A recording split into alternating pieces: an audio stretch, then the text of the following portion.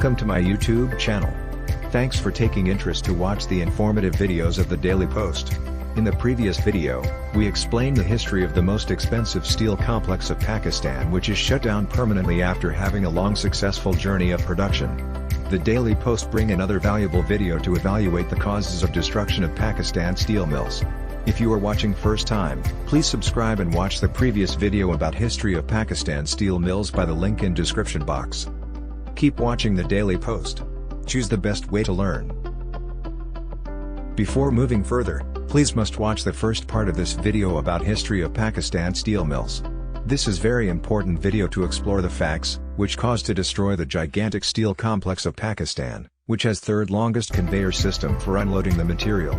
This video include detail of causes, facts and decisions responsible for destruction of Pakistan steel mills. The purpose of this video to show you some facts and steps, which you must avoid to let them include in your industry, and save your workplace and grow your network with the best decisions. The iron and steel industry holds the key to the sustained growth of the engineering sector and hence, to the development of the economy as a whole. As such, the steel industry can be termed as the mother industry to all modern industries. In this perspective, the importance of national assets such as Pakistan Steel, which is determined on their strength and ability to sustain the national growth rate, need not be emphasized. In this video we have tried to analyze and evaluate the primary reasons and facts which cause for destruction of Pakistan steel mills. Since 2008 and 2009, Pakistan's government has been paying 58 billion Pakistani rupees to PSM to cover worker salaries through bailout packages. The expectation was for PSM to be a key driver of development, but it failed to achieve its expected economic contribution. Today, the mill's production is zero.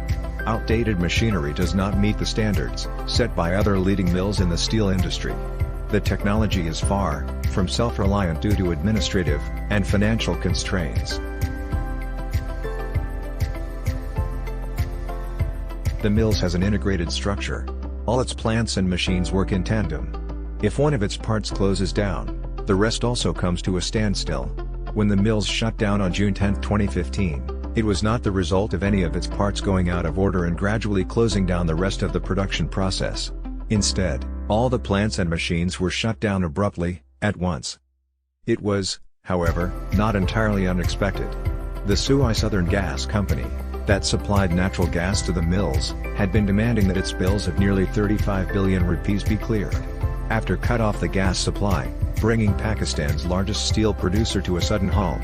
Operational furnaces produced so much heat that no one could walk underneath them without protective gear. Now, they look like museum pieces, with onlookers inspecting them from all possible angles, without the fear of any hazard or harm. Following are the main reasons and facts that causes of destruction of not only Pakistan steel mills, these causes are enough to destroy any industry of the world. Corruption. Serious mismanagement. Wrong policy decisions. Lack of government support. Political interference. Import dependency. Unskilled labor force. The first main reason for destruction of Pakistan steel mill is corruption. The company has lost billions through corruption. Several cases came to light allegedly involving its past chairman and others. In 2009, a lawsuit was made against Moin Aftab Sheikh, who had been appointed by the Pakistan People Party government as chairman Pakistan Steel Mill in 2008, for losing close to 50 million rupees on a spot price purchase of 50,000 tons of Australian coal. Another case was instituted involving 1 billion rupee losses over a Chinese coal contract. In 2010, a corruption case, loss of Rs. 81 million, involving a canteen contract was registered against Moin Sheikh, along with the chairman of People's Workers Union, collective bargaining agency for the PSM workers. Another reason is serious mismanagement. Pakistan steel mills suffered a loss of 10 billion rupees due to corrupt mismanagement, and negligence caused further damages of 12 billion rupees, and business losses stood at 5 billion rupees. By 2013, its productive capacity had further declined to 14%, and losses amounted to around 100 million rupees. Another reason is wrong policy decisions. This public sector company made a profit in only 13 years due to wrong policies decisions. Out of its first 23 years, during 1985 to 2008, As the country's largest steel producer, the state-owned enterprise never managed to produce beyond its initial capacity of 1.1 million tons, even though it can produce up to 2.2 million tons per annum, and demand for more existed. Another reason is lack of government support. Lack of government support is another equally impactful dilemma. The government underpriced the PSM structure, and decided to sell the stake at a low price. The decision of August 8, 2006, by the Supreme Court, turned out to be a disastrous day for Pakistan Steel Mills, PSM. At the time, it was still running, was profitable, making close to 7 billion rupees in FY 2005-06, and had over 9 billion rupees in bank accounts. Another main reason is political interference. One of the primary reasons behind PSM's failure is the interference in the mill's affairs by successive political governments. These governments always compromised merit while appointing the CEOs of the organization during all the previous governments, besides inducting incompetent people at various key positions, having political affiliations. Consequently, the organization has been managed very poorly throughout all these years. Another main reason is import dependency.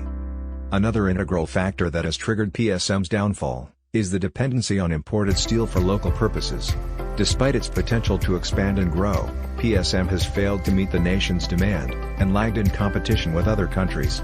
Domestic iron and steel products struggle to compete with cheap imports from countries like China.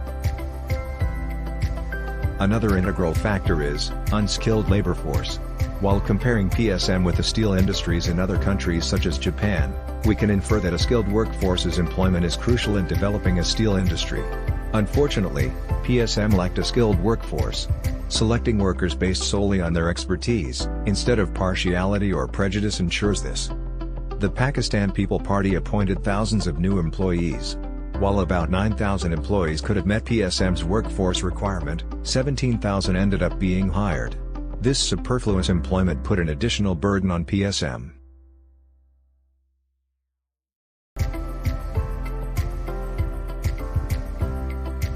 Thanks for watching this video.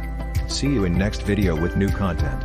If you like this video, please write your feedback in comment box. I will suggest you to watch my previous informative videos by the links in description box. Please subscribe and share this information. Keep watching the Daily Post. Choose the best way to learn.